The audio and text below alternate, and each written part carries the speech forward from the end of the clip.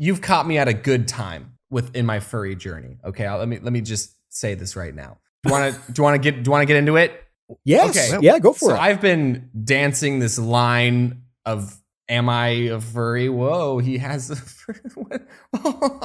And I've never like explicitly said it. But like I said, you've caught me at a good time. I have gone into the depths, and yes, I will say I'm a furry now. There you go. Was that so hard to say? I think this might be the first time on the internet I'm saying that. And in fact, I'm also I'm doubling down, and I'm going to call out anyone who has a fursona and a fursuit and they say they're not a furry. I've met so many people that are like, haha, here's my character ref sheet. And I go, oh, is this your fursona? They're like, no, I'm not a furry. Stop lying to yourself, okay? I was in the same boat as you. Just accept it, okay? I see some people in the Discord call, they have like furry profile pictures. You better say that you're a furry, okay? If you have a furry profile picture, you're a furry. If you have a character, an OC that is an anthropomorphic animal, you're a furry. If you have a fursuit, you're a That's all I'm gonna say. And yes, you have to accept what I say. So we need you to say a little more though, because you said that you recently got to that point in the journey. What tipped you over into just going all out with it? Man, we should have started with this in the podcast. We definitely should have. So okay, all right.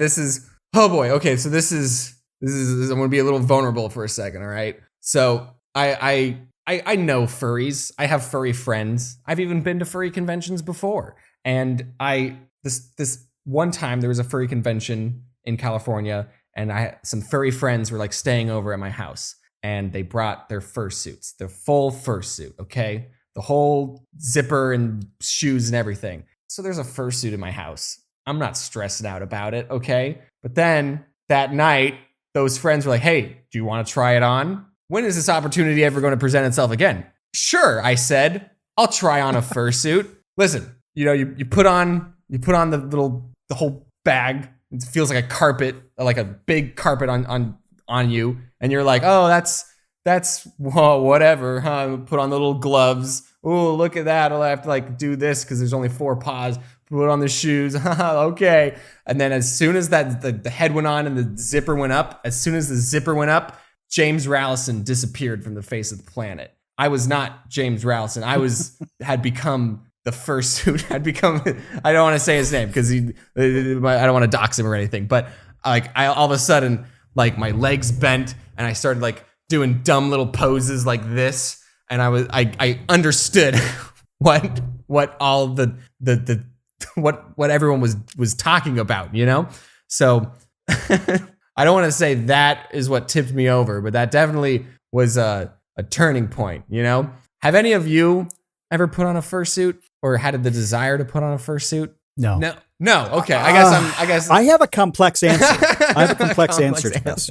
Yeah. And so I was the Crayola bunny. Oh. At a carnival in 1998. Uh-huh. And so I had to spend the entire day wearing that suit.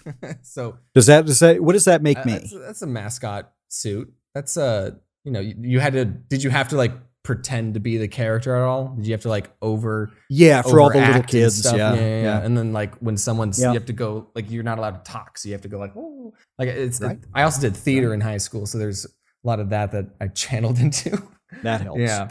But yeah. And then I've also, like I said, I've been dancing on this furry line for so long. I think this is just my belief, is that when you say furry, people have this idea of like what that is, and like, they just project and assume what you are. But like, there's such a wide variety of people, and just saying furry doesn't dictate who you are and I guess it dictates what you like, but it doesn't dictate like what you are as a person, right? There's furries that this is another thing that I learned. There's like all these furries in like tech industries and like in like really high respected fields. Did you know that the sensor in your smartwatch, this little green light right here, was designed by a furry named Spoticus, and he has this like leopard fursuit, and you Google this right now, a little smartwatch furry guy, okay? Like, so it's like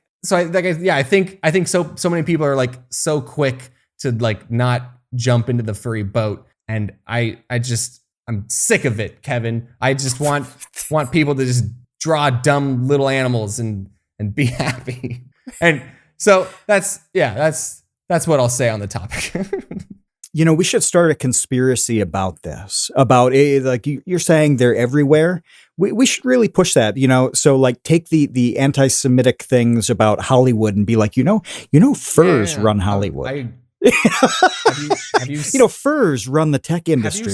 They're pulling the puppet strings. Have you seen Puss in Boots? You can't look me in the eye. I've seen pieces of it. You can't look me. The death character, right? That was I don't know this for a fact, but that was 100% designed by a furry. There's these like, come on, all right? They're growing up, they're getting jobs in the industry, and they're putting their personas in movies. Okay. I need to go get my tinfoil hat. Do you see in different things, does that happen where you see a thing and have a sense that whoever's behind it has some connection to furries? Any animal that walks on two legs is connected to furries. like, and it kind of doing the Netflix show. Originally, we had this whole like storyline planned out for the alligator character, but then that ended up getting cut. So there was like a reason why there was like this alligator best friend and what he was and blah blah blah. But now it was just an alligator, a bipedal alligator best friend, and so and now here I am accepting. So yeah, if there's a anthropomorphic animal, then there's probably some furry involved. So yeah.